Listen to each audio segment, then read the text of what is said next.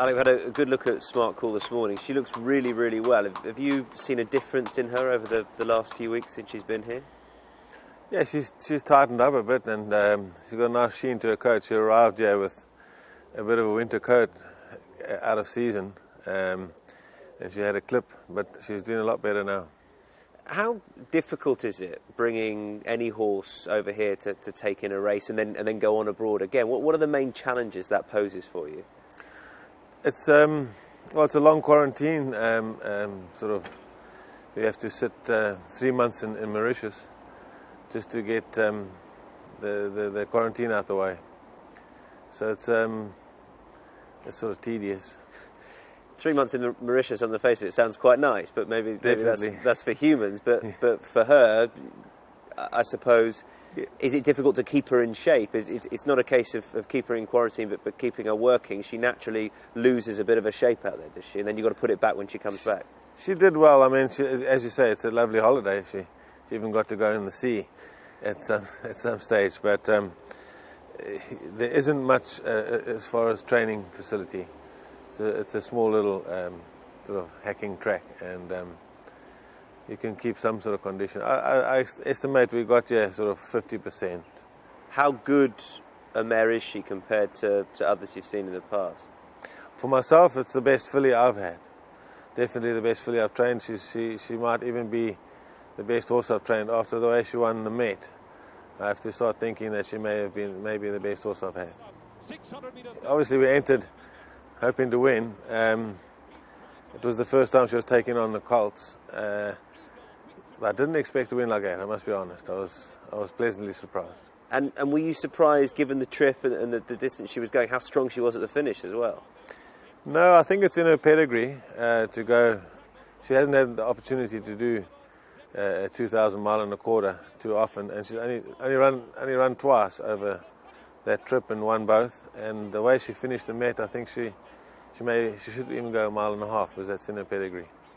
For anyone who isn't really up to speed on their South African racing, and they'll have heard of a race like the Met, but just tell us how important it is to you to win a race like that, and the stature that the race the Met has at in South Africa. Yeah, it's kind of one of the Grand Slams of the year. It's we've got 3 Grand Slams for older horses, and that's one of them. So it's a big one.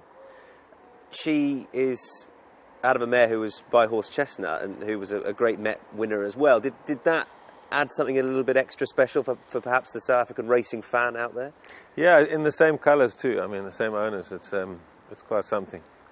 Horse Chestnut's still a big favourite of a lot of people. And the way he won the Met was that made my hair stand up. Actually, she beat the best that's around. I mean, the horse that came second, he's been voted Horse of the Year, but she trounced him. So basically, she's the best horse to come out of South Africa at the moment. How early in the year, because of course she won her 2 Grade 1 races in January, how early was your decision that you were going to come and take in the Sun Chariot and then go on to the Breeders' Cup? How soon was that part of the plan?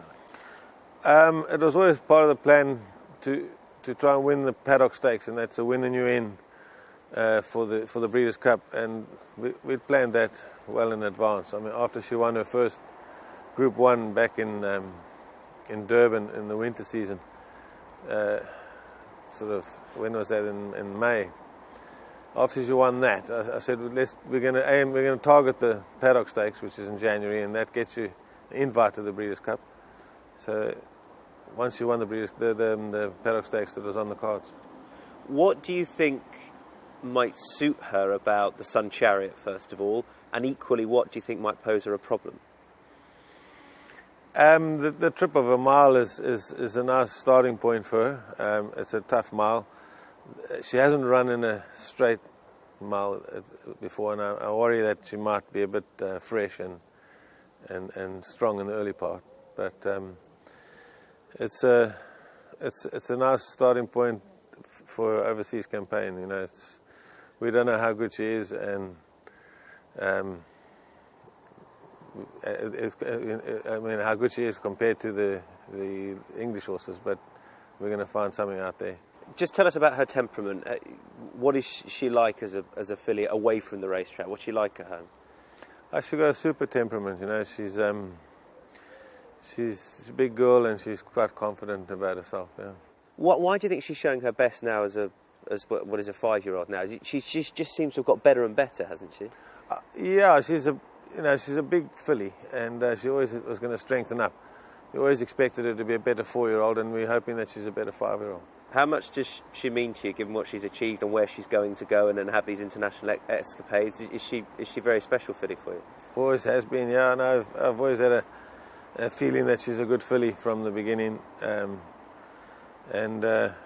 she's got a soft spot in a lot of people's hearts.